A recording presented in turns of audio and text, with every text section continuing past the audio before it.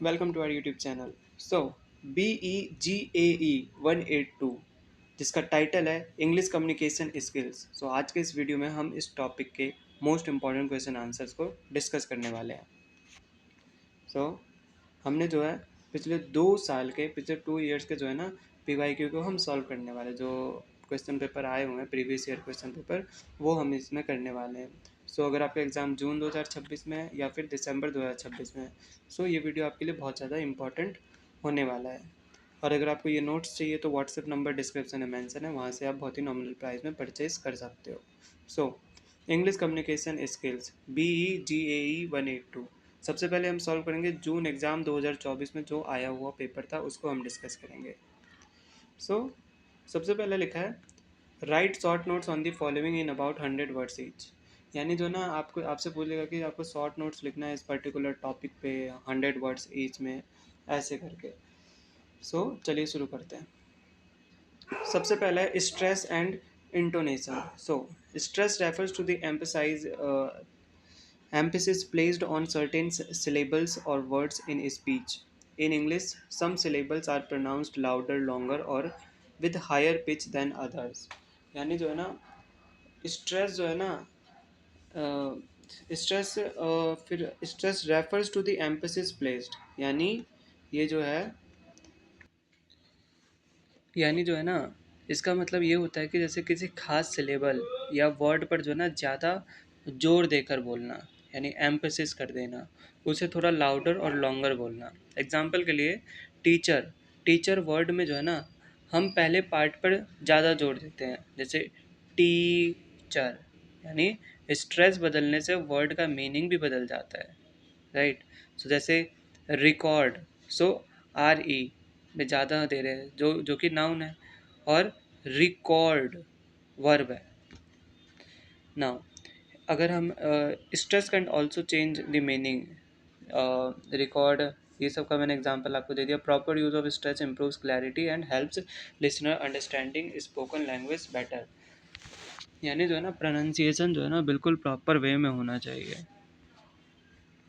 Then अगर intonation की बात करें, intonation refers to the rise and fall of pitch in speech. It conveys emotions, attitudes and sentences types. For example, a rising intonation often indicates a question, while a falling intonation signals a statement. Intonation makes speech more expressive and meaningful in communication. यानी इसका मतलब ये है कि इसका मतलब है कि हमारी आवाज़ का जो है ना उतार चढ़ाव, यानी rise and fall of pitch, ये हमारे इमोशंस और सेंटेंसेस का टाइप बताता है। एग्जाम्पल के लिए, जब हम कोई सवाल पूछते हैं तो आवाज़ एंड में जो है ना ऊपर जाती है, यानी राइजिंग इंटोनेशन, और नॉर्मल स्टेटमेंट में आवाज़ नीचे आती है, फॉलिंग इंटोनेशन। क्या आपके पास पेन है, यानी ऊपर जा रही है, हाँ मेरे पास पेन है, ये फिर नीचे जा रही है। सो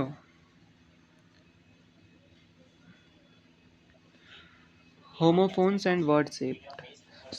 Homophones are words that have the same pronunciation but different meanings and spellings. They can create confusion in writing if not used carefully. Example include there, and there, they are, or to, and to. Although they sound alike, their meanings are entirely different.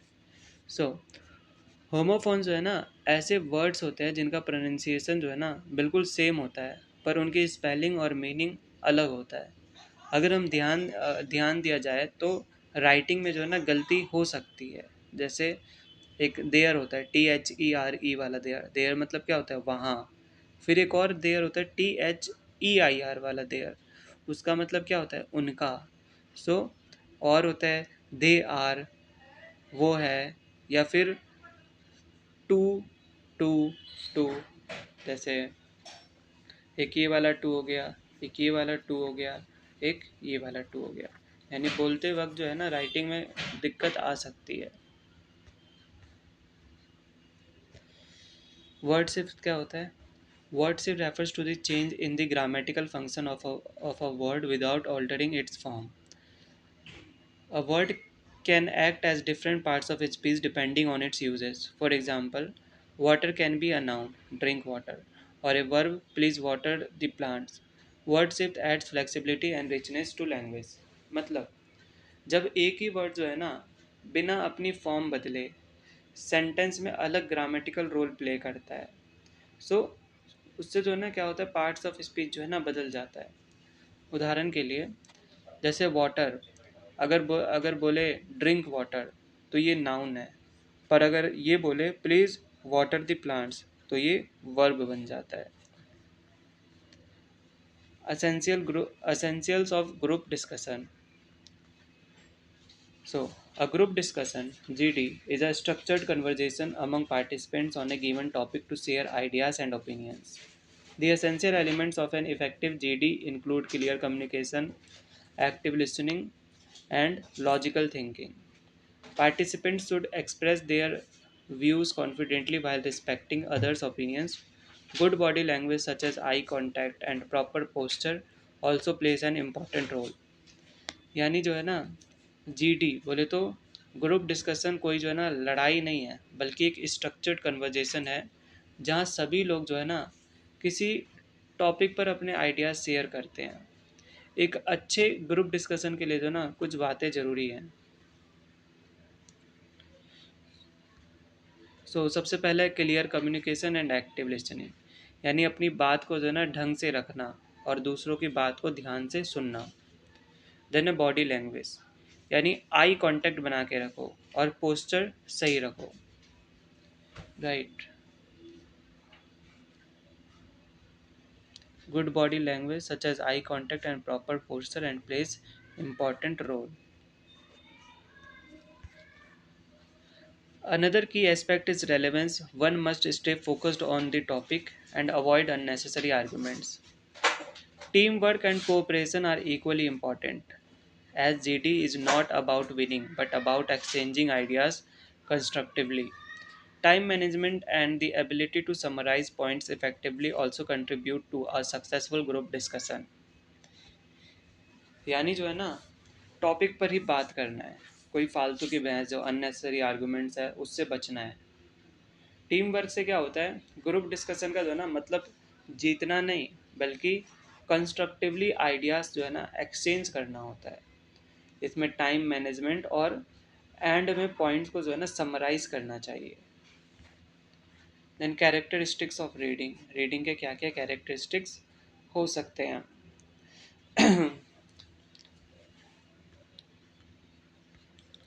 Reading is an active and purposeful process of understanding written text. One key characteristic is comprehension, which involves grasping the meaning of words, sentences, and ideas. It is also cognitive process requiring thinking, interpreting, and analyzing information. Reading is interactive as the reader connects prior knowledge with new information to construct meaning. यानी reading से जो है ना सिर्फ books देखना नहीं है, ये एक एक्टिव और दिमागी प्रोसेस, बोले तो कॉग्निटिव प्रोसेस है। सो जो सबसे पहले आ जाता है कॉम्प्रिहेंसन, यानी इसका मतलब है जो लिखा है उसके मीनिंग को समझना। देन कॉग्निटिव एंड इंटरैक्टिव, यानी पढ़ने के लिए दिमाग चलाना पड़ता है, एनालाइज करना पड़ता है। रीडर अपनी जो है ना पुरानी नॉलेज को नए टेक्स्ट से कनेक्ट नहीं करता है। Another important feature is that reading is goal oriented. People read for different purposes such as learning, enjoyment, or information. It also involves fluency, including proper speed, accuracy, and expression. Additionally, reading requires vocabulary, knowledge, and concentration. Effective reading helps improve language skills, enhances knowledge, and develops critical abilities. यानी जो है ना हम हमेशा किसी purpose के लिए जो ना पढ़ते हैं, जैसे मज़े के लिए और बोले तो एन्जॉयमेंट या इन्फॉर्मेशन के लिए। इसमें जो ना स्पीड और एक्यूरेसी का जो ना फ्लुएंसी और वोकेबलरी का होना बहुत ज़्यादा ज़रूरी है।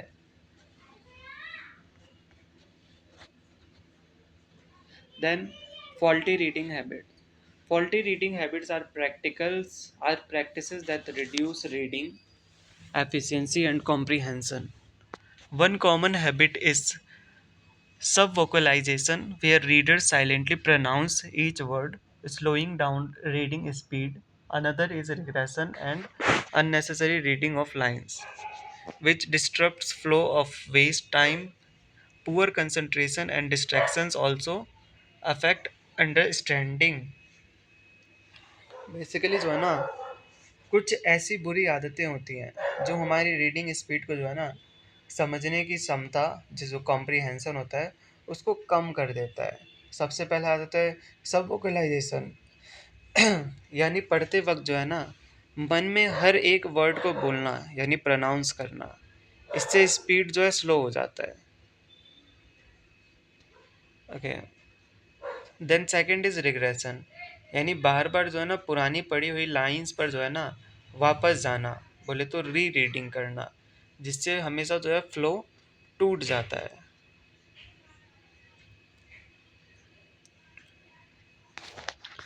Next, some readers follow words with their finger or move their lips while reading, which limits speed.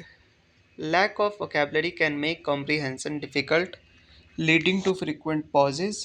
Reading without a clear purpose is another faulty habit, as it reduces focus. These habits can be improved through regular practice, developing concentration, and using effective reading strategies like skimming and scanning. So,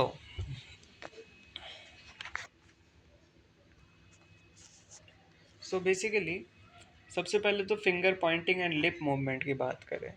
सो इसमें जो है ना, words पर जो है ना उंगली रखकर जो है ना चलना, या हॉन्ट लिप्स हिलाना।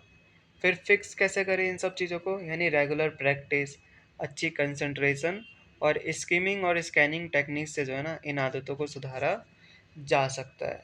देन बढ़ते हैं नेक्स्ट टॉपिक पे, फॉर्म्स ऑफ डिस्कोर्स। यानी forms of disclosure refers to the different ways of expressing ideas in spoken or written communication. The main forms include narration, description, exposition, and argumentation. Narration tells a story or sequence of events, often in a chronological order. Description focuses on detailing the characteristics of a person, place, or object to create a clear image in the reader's mind. So basically इसका ये मतलब है कि जो है ना, सबसे पहले तो डिस्कोर्स का मतलब समझिए। डिस्कोर्स का मतलब क्या होता है? बेसिकली जो है ना, डिस्कोर्स का मतलब होता है कि बात करने या लिखने का तरीका। यानी इसके मेन जो है ना चार तरीके के फॉर्म्स होते हैं। सबसे पहला आ जाता है अपना नरेशन, यानी किसी कहानी या इवेंट्स की जो है ना सीक्वेंस को बताना, बोले तो क्रोनोलॉजिकल ऑर्डर में। देन सेकंड आ जाता है डिस्क्रिप्शन, यानी किसी इंसान, जगह या चीज़ के बारे में इतना डिटेल में बताना कि उसकी पिक्चर दिमाग में बन जाए।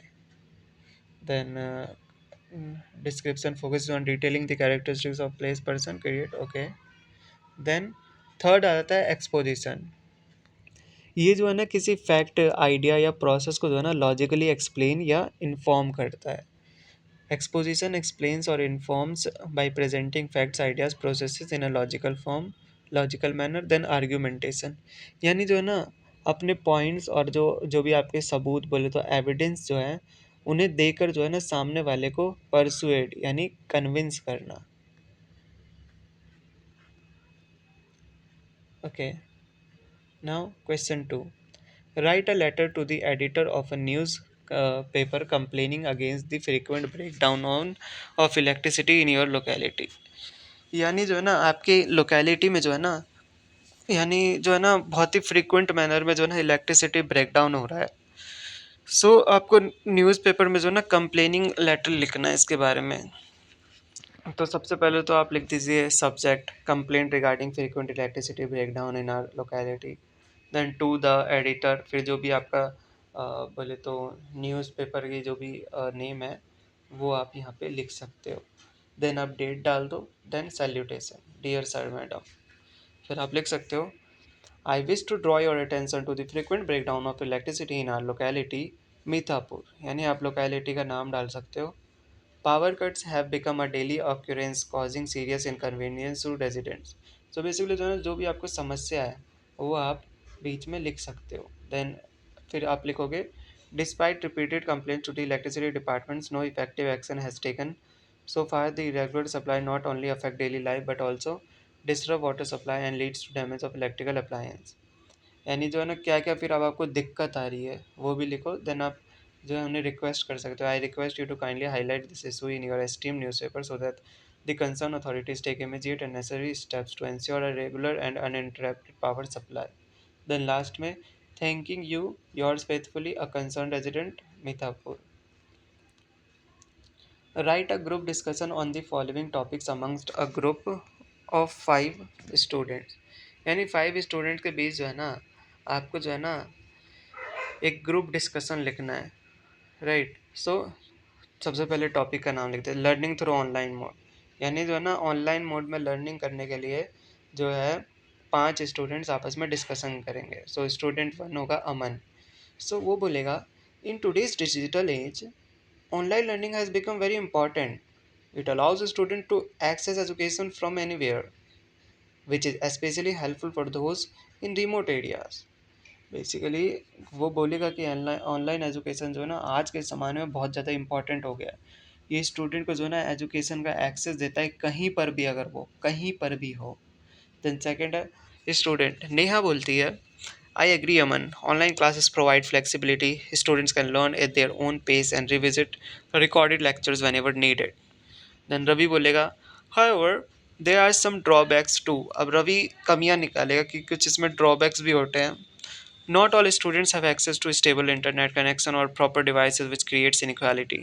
मतलब हर स्टूडेंट के पास जो है ना स्टेबल इंटरनेट कनेक्शन नहीं होता, प्रॉपर डिवाइसेस नहीं होता, जो कि क्या क्रिएट करता है, इनइक्वालिटी। फिर पूजा बोलेगी student 4, that's true. Also, online learning reduces face-to-face interaction, which can affect communication skills and emotional development। यानी तुम सही हो, ये सही है। ऑनलाइन लर्निंग जो है ना फेस टू फेस इंटरेक्शन को भी कम करता है और ये कम्युनिकेशन स्किल्स को भी अफेक्ट करता है और इमोशनल डेवलपमेंट को भी। सो ऐसे ही करके जो है आप जो है ना ऐसे कन्वर्जेसन लिख सकते हो आप अपने रोल के हिसाब से, जो भी आपको लगे। देन सेकेंड टॉपिक में आप लिखोगे role of media in the field of education. यानी मीडिया का रोल क्या है in the field of education. फिर से आपको 5 फ्रेंड बना के डायलॉग लिखना है। सबसे पहले अमन बोलेगा, media plays a very important role in education today. It provides access to a vast amount of information through television, the internet and social platform. यानी 5 लोगों के अलग अलग पॉइंट जो है वो क्या सोचते हैं क्या नहीं सोचते। यानी ऐसा होना चाहिए कि वो आपस में एक दूसरे से बात कर रहे हैं, ऐसा लगना चाहिए। Then creativity and deadlines. यानी क्रिएटिविटी और डेडलाइंस के ऊपर आपको 5 स्टूडेंट्स के डिस्कशन लिखना है। Then okay, now write a paragraph for a travel magazine describing your city to a foreign visitor. यानी जो ना आपको पैराग्राफ लिखना है किसके लिए, ट्रैवल मैगजीन के लिए, जिसमें क्या डिस्क्राइब करोगे, फॉरेन विजिटर के लिए, your city to a foreign, यानी आपका सिटी जो है ना फॉरेन विजिटर के लिए। You may add physical description including location. आप लोकेशन ऐड कर सकते हो, लेआउट ऐड कर सकते हो, जोग्राफिकल और architectural features along with reference to history. यानी जो भी कुछ बढ़िया है हिस्ट्री में कुछ रिलेटेड है, सो वो सब आप ऐड कर सकते हो। सो आपको पैराग्राफ लिखना है। So welcome to Patna, the lively capital of Bihar, a city where ancient history and modern development exist side by side. Located on the southern banks of the sacred Ganges River, Patna enjoys a strategic geographical position that has contributed to its importance since ancient times. Known earlier as Patliputra, it was once the capital of powerful empires like the Mauryan and Gupta dynasty, making it one of the oldest continuously inhabited cities in the world. यानी जो भी आपका जो ना history है उस particular locality के बारे में, जो भी डायनेस्टी जो भी है वो आप लिख सकते हो। उसके यहाँ पे जो भी कल्चरल एक्टिविटीज़ जो भी होता है, क्यों वो इतना ज़्यादा इम्पॉर्टेंट है, क्यों फॉरेन टूरिस्ट को यहाँ पे विज़िट करना चाहिए, उन्हें क्या नया अनुभव होगा। सो वो सब आप लिख सकते हो।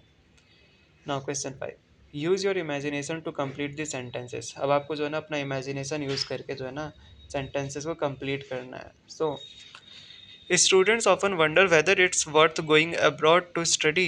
यानी स्टूडेंट जो है ना हमेशा सोचते रहते हैं कि क्या उन्हें अब्रॉड जाना चाहिए स्टडी के लिए? It depends on number of factors. ये जो है नंबर ऑफ फैक्टर्स पे डिपेंड करता है, फिर डैश डैश डैश। सो सबसे पहला आप लिख सकते हो कि such as academic goal, financial resources, career plans and one's ability to adapt to a new environment, studying abroad can open doors to best opportunity, exposure to different cultures, and access it advanced education systems. However, it also involves like high cost cultural differences and being away from family support. यानी जो है ना, यानी आपको जो है ना इसके बाद वाली जो है ना लाइन लिखनी है, यानी जो हो रहा है। हाँ, आपको जो है ना अपना इमेजिनेशन, यानी आपको जो है ना कल्पना करना है कि ये सब हो सकता है उसके बाद, कुछ इस प्रकार से। सो बेसिकली जो है ना आपको इधर से जो है ना पैराग्राफ जो है ना कंटिन्यू करना है। बेसिकली आप बता सकते हो कि इसमें जो है ना कि आपको जो है ना बाहर पढ़ने जाना है, स्टडिंग अब्रॉड। सो क्या ये वर्थ इट होगा या नहीं, यानी हर स्टूडेंट की फाइनेंशियल सिचुएशन और गोल्स पर डिपेंड करता है। हमें इसमें दोनों जो है ना साइड्स को दिखाना पड़ेगा, हमें लिखना पड़ेगा। सो सम स्टूडेंट्स, जैसे कुछ स्टूडेंट जो है बाहर पढ़ने से पर्सनल और प्रोफेशनल ग्रोथ होती है, इंसान इंडिपेंडेंट बनता है, कम्युनिकेशन स्किल्स बढ़िया होती है। अदर्स का क्या होगा, लेकिन जो है ना घर पर या अपने देश में जो है ना भी अच्छी एजुकेशन अवेलेबल है, अपने भाषा, कल्चर और फैमिली के साथ रहकर पढ़ना ज़्यादा अफोर्डेबल है। फिर आप कंक्लूजन लिख सकते हो एट द एंड कि बाहर जाना अच्छा है पर सक्सेस का अकेला रास्ता नहीं है, यानी फैसला अपनी सिचुएशन के हिसाब से लेना पड़ेगा।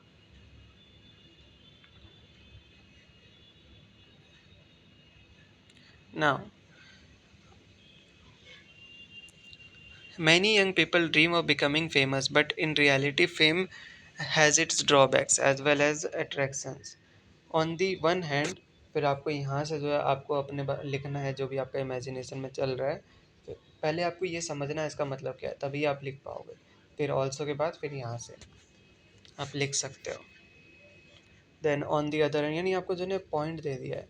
On the one hand, on the one hand, आपको यहाँ से शुरू करना है। On the one hand, on the one hand, फिर ऑल्सो, फिर आपको ऑल्सो से शुरू करना है, राइट। ऐसे ही करके जो है ना आपको पूरा एक पैराग्राफ बनाना है। वो पॉइंट्स दे दिया कि आपको इधर से शुरू करना है ना। इसी के साथ अपना जून 2024 का पेपर होता है ख़त्म। अब हम बढ़ते हैं हम अपने दिसंबर 2024 के पेपर में। Answer the following questions in about 100 words each, यानी हमें 100 वर्ड्स में जो है ना इन सब क्वेश्चंस को आंसर लिखना है। What is non verbal communication, यानी नॉन वर्बल कम्युनिकेशन क्या होता है। Non verbal communication is the process of conveying messages without using spoken और रिटन वर्ड्स, यानी बिना जो है ना बोले और लिखे जो है ना अपना मैसेज को कन्वे करना। It includes body language such as facial expression, gesture, eye contact, posture and tone of voice, यानी जो है ना ये बॉडी लैंग्वेज और फेशियल एक्सप्रेशन या कि इशारे या आई कांटेक्ट या पोस्चर या वॉइस के टोन से जो है ना पता चलता है। These signals help express emotions and attitudes more clearly than words in many situation. ये सब सिग्नल जो है ना वर्ड्स यूज़ करने के बजाय ज़्यादा इफेक्टिव होते हैं। For example, a smile shows happiness और फ्रेंडलीनेस, यानी स्माइल जो है ना हैप्पीनेस और फ्रेंडलीनेस को शो करता है। वाइल ए फ्रॉन में शो एंगर एंड सैडनेस, और फ्रॉन जो है एंगर और सैडनेस को शो करता है ना। Eye contact indicates confidence and honesty, whereas avoiding it may suggest nervousness और लैक ऑफ इंटरेस्ट, यानी आई कॉन्टैक्ट जो है ना कॉन्फिडेंस इंडिकेट करता है और ईमानदारी बोले तो ऑनेस्टी, वेयर एज ये अवॉइड करता है नर्वसनेस को और लैक ऑफ इंटरेस्ट को।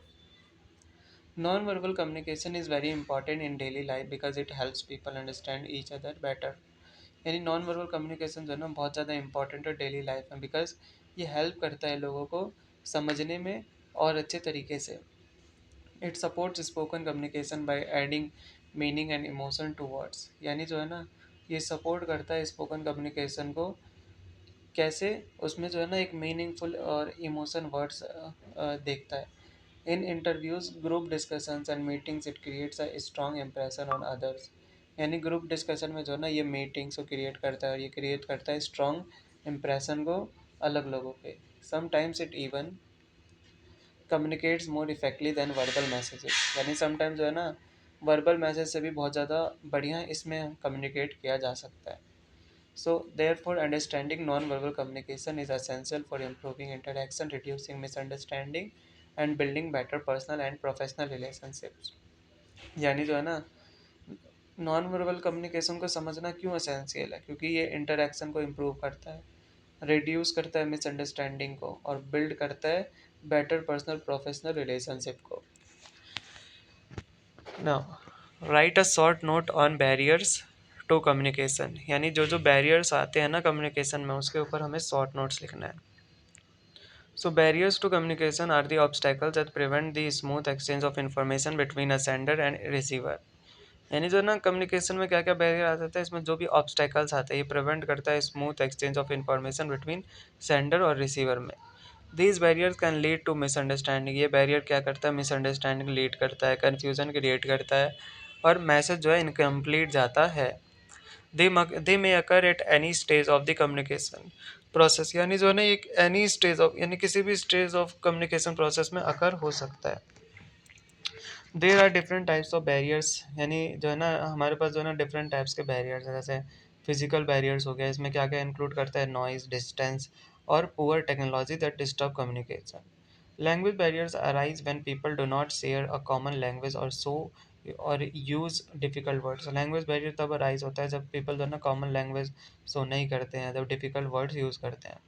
Psychological barriers such as stress, anger और lack of attention also affect understanding। यानी जो है ना साइकोलॉजिकल बैरियर जो है ना ये स्ट्रेस को, गुस्सा को और लैक ऑफ अटेंशन को जो है ना अफेक्ट करता है अंडरस्टैंडिंग में। Cultural barriers occur due to differences in values. Cultural barrier जो है ना कब अकर करता है, जब डिफरेंसेस इन वैल्यूज़ में डिफरेंसेस आता है, बिलीव्स में डिफरेंसेस आता है और ट्रेडिशंस में। समटाइम्स पुअर लिसनिंग स्किल्स, कभी कभार जो है ना पुअर लिसनिंग स्किल्स जो है ना अनक्लियर एक्सप्रेशन जो है ना क्रिएट करता है और ये प्रॉब्लम क्रिएट करता है कम्युनिकेशन में। This barrier reduce the effectiveness of communication. ये इफेक्टिवनेस ऑफ कम्युनिकेशन को रिड्यूस करता है ये बैरियर और क्रिएट करता है कन्फ्लिक्ट, बोले तो झगड़े या लड़ाई, ये आप कह सकते हो, in personal and professional life. Therefore it is important to identify and overcome them by using clear language. इसीलिए बहुत ज़्यादा इंपॉर्टेंट है इसको आइडेंटिफाई करना और इसको रिड्यूस करना by using the clear language, active listening and positive attitude to ensure effective communication. Now, okay, what are the various levels of meaning in which a good reader operates? यानी कौन कौन से various level of meaning है जिसमें good reader जो है operate करता है। So, the first is the literal level। यानी पहला जो है literal level है, where the reader understands the direct meaning of the word। जहाँ पे reader जो है ना डायरेक्टली जो है ना वर्ड्स का मीनिंग जो है वो समझता है। Sentences and facts given in the text. जो भी सेंटेंसेस और फैक्ट्स जो है वो गिवन है, ये फोकस करता है कि क्लियरली स्टेटेड, यानी what is clearly stated by the writer without any hidden meaning. यानी क्लियरली स्टेटेड जो लिखा है राइटर का without any hidden meaning. The second is the inferential level. यानी दूसरा जो इन्फरेंशियल लेवल है, जहाँ पे रीडर जो है ना, where the reader goes beyond the written words and understand implied meaning. जहाँ पे रीडर जो है ना वर्ड्स के बियॉन्ड जाता है और रिटन वर्ड्स और अंडरस्टैंड वो समझने की कोशिश करता है जो भी इसका इम्प्लाइड मीनिंग है। At this level the reader interprets ideas. इसमें जो ना रीडर जो इंटरप्रेट करता है जो भी आइडियाज़ है, जो भी कंक्लूजन ड्रॉस हो रहे हैं, and reads between the lines to understand what is suggested but not directly. और लाइंस के बीच में रीड करता है जिसमें जो है ना वो समझने की कोशिश करता है कि क्या उसके लिए सजेस्टेड है, not directly. Both levels are important because literal understanding gives basic information while inferential understanding helps in deeper comprehensive of the text। यानी जो ना दोनों जो ना बहुत ज़्यादा इंपॉर्टेंट है। जो लिटरल अंडरस्टैंडिंग है वो बेसिक इन्फॉर्मेशन देता है और इन्फ्लुएंशियल अंडरस्टैंडिंग जो है वो क्या करता है, वो हेल्प करता है in deeper comprehension of the text. Write a brief simple on how to introduce oneself. यानी जो है ना how to introduce oneself में जो है ना हमें ब्रीफ सैम्पल देना है, लिखना है। सो कैसे इंट्रोड्यूस करेंगे। Good morning, everyone. My name is Anjali Kumari. I am from Mithapur, Bihar. I am a student and currently studying in college. I belong to a simple and supportive family. My father is a farmer and my mother is a homemaker. I am a sincere, hardworking, and disciplined person who always tries to give my best in studies as well as other activities. I enjoy learning new things and improving my skills regularly. My hobbies include reading books, listening to music, and spending time in productive activities. My strengths are honesty, confidence, and a positive attitude towards life. I always try to stay focused on my goals and learn from my mistakes. My aim in life is to become a successful and responsible person who can contribute to society in a positive way. Thank you. इस प्रकार से introduce कर सकते हैं. Now, write a short note on homonyms and homophones with suitable example. So homonyms और homophones पे जो है ना हमें short notes लिखना है with suitable example. So homonyms are words that have the same spelling. यानी ये होमोनिम जो है ना एक वर्ड रहता है जिसका सेम स्पेलिंग होता है और सेम प्रोनाउंसिएशन होता है बट डिफरेंट मीनिंग होता है, मीनिंग डिफरेंट होता है. Sometime they are spelled the same and sometimes differently. कभी कभार जो है वो सेम स्पेल्ड होता है और कभी कभार जो है ना डिफरेंट स्पेल होता है but their meaning are completely different, but जो उसका मीनिंग जो है कम्प्लीटली डिफरेंट होता है. एग्जाम्पल के लिए the word bank can mean the side of a river और अ फाइनेंशियल इंस्टीट्यूशन. बैंक जो है ना वर्ड जो है ना कभी कभार बैंक जो है ना किसी साइड ऑफ द रिवर की बात कर सकता है किसी फाइनेंशियल इंस्टीट्यूशन के बाद. अलग एग्जांपल क्या हो सकता है, B A T bat which can mean a flying mammal, यानी एक फ्लाइंग मैमल के लिए भी यूज़ किया जाता है और स्पोर्ट्स इक्विपमेंट के लिए भी यूज़ किया जाता है जो कि क्रिकेट में यूज़ होता है. Homophones are words that sound the same when spoken but have different spelling and meaning. यानी homophones वो word रहते हैं जो sound तो same करते हैं but spelling are different. Example के लिए TO2, फिर TOO2, then TWO2. ये sound similar करता है but दोनों सबका मतलब अलग होता है. और अलग example right, RIGHT right, then another right as is WRITE, where one refers to the direction or correctness and the other means to write something. Both homonyms and homophones often create confusion in language. दोनों जो है confusion create करता है, so it is important to understand. बहुत ज़्यादा important है ये समझना कि उसका meaning क्या है, उनका carefully उनका meaning समझना. Now discuss the characteristics of a good communication. यानी good communication के क्या क्या characteristics हो सकते हैं वो हमें discuss करना है. A good communication is one that successfully conveys the intended message for the sender to the receiver in a clear and effective manner. एक गुड कम्युनिकेशन जो है ना सक्सेसफुली कन्वे करता है जो भी इंटेंडेड मैसेज है from the sender to the receiver in a clear and effective manner. इसका जो है one of its main characteristics क्या है, इज क्लैरिटी, विच मीन्स इसका मतलब होता है messages should be simple, message simple होना चाहिए, डायरेक्ट होना चाहिए और ईजी टू अंडरस्टैंड होना चाहिए. अनदर इम्पॉर्टेंट फीचर क्या हो जाता है, एक्यूरेसी, जहाँ पे जो है ना इन्फॉर्मेशन जो भी शेयर किया गया है करेक्ट होना चाहिए, should be correct and free from errors, यानी एरर से भी फ्री होना चाहिए. Good communication is also concise, meaning it should be brief and to the point without unnecessary details. यानी गुड कम्युनिकेशन जो है ना कंसाइज होना चाहिए, मीनिंग होना चाहिए उसमें और ब्रीफ होना चाहिए to the point without unnecessary details. It should also be complete providing all necessary information. ये जो है ना it should also be complete, ये इस तरीके से कंप्लीट होना चाहिए कि सारे इन्फॉर्मेशन जो है ना सारे नेसेसरी इन्फॉर्मेशन अच्छे से प्रोवाइड किया जाना चाहिए सो दैट जो है ना रिसीवर जो है ना कन्फ्यूज फील ना हो और रिक्वायर फर्दर एक्सप्लेनेशन, और उन्हें फर्दर एक्सप्लेनेशन की भी रिक्वायरमेंट ना हो. कोर्टेसी इज अनदर की कैरेक्टरिस्टिक्स, यानी कोर्टेसी भी जो है ना अनदर की कैरेक्टरिस्टिक्स है जहाँ पे जो है ना मैसेज को जो है ना पोलाइटली और रिस्पेक्टफुल टोन में बताया जाता है. एडिशनली गुड कम्युनिकेशन इंश्योर करता है फीडबैक को, विच ये हेल्प करता है सेंडर को to know whether the message has been understood properly. Finally it should be appropriate for the situation and audience, ये जो है ना अप्रोप्रिएट होता है सिचुएशन और ऑडियंस के लिए. These characteristics together make communication effective and meaningful. यानी ये कैरेक्टरिस्टिक्स जो है ना सारे सबको जो है ना कम्युनिकेशन को इफेक्टिव और मीनिंगफुल बनाता है। Now make a 5 minute presentation on the following, यानी जो है ना आपको प्रेजेंटेशन बनाना है और 5 minutes on the following particular topic. सबसे पहले आ जाता है ग्लोबल वार्मिंग, यानी good morning everyone, today I am going to present on the topic global warming, यानी आपको जो है ना प्रेजेंटेशन लिखना है। सबसे पहले हेडिंग लिखो, फिर ग्रीट करो, ग्रीटिंग्स करो, फिर बताओ कि आप क्या करोगे, फिर उसके बारे में लिखो जिस पर्टिकुलर टॉपिक के बारे में आप लिखने वाले हो, 5 मिनट्स टॉपिक। फिर एट द एंड कंक्लूजन लिखो। Then upcoming G20 New Delhi summit, यानी जो न्यू दिल्ली समिट हुआ था G20, उसके बारे में लिख सकते हो। सेम उसी तरीके से आपको बताना है उन सब चीज़ों के बारे में। Then social media and its impact on teenagers, यानी सोशल मीडिया और जो टीनेजर पे जो उनका इम्पैक्ट पड़ा है। देन ग्रीटिंग करो, जो भी पर्टिकुलर टॉपिक है वो लिखो। Then conclusion. Then question third में पूछ रहा है write a group discussion among 5 students on the following. जैसा कि अभी हमने जून 2024 के पेपर में डिस्कस किया था, जिसमें 5 स्टूडेंट्स जो है ना आपस में डिस्कशन करेंगे पर्टिकुलर टॉपिक के बारे में। सबसे पहला टॉपिक है is artificial intelligence taking over the workforce, यानी एआई जो है वर्कफोर्स को वो टेक कर रहा है, यानी ले रहा है, यानी लोगों का काम छीन रहा है।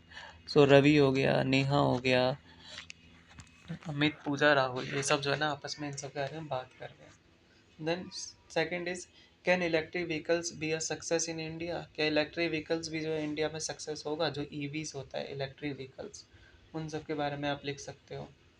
इसमें पांचों फ्रेंड आपस में डिस्कशन कर रहे हैं। फिर लेटर लिखना है, write a letter to the director of a research institute inquiring about the scholars available in the institute. Also express your desire to avail one such scholarship. सबसे पहले आपको टू लिखना है, टू, देन द डायरेक्टर, फिर name लिख सकते हो जो भी रिसर्च इंस्टीट्यूट है, देन एड्रेस, देन डेट, फिर सब्जेक्ट आपको लिख देना है inquiry regarding scholarship available in the institute, then respected sir madam, I am writing to inquire about the scholarship offered by your esteemed institute for students. I am very interested in pursuing higher studies and research, and I would like to know the details regarding the effective scholarship programs available, their eligibility criteria, application process, and important deadlines. I am a sincere and hardworking student currently completing my graduation, and I have a strong academic record. I am highly interested in research work in my field of study and wish to contribute to academic development. Therefore, I would like to avail one of the scholarship offered by your institute if I meet the required criteria. I kindly request you to provide me with the necessary information and guidance regarding the same. I shall be highly grateful for your support.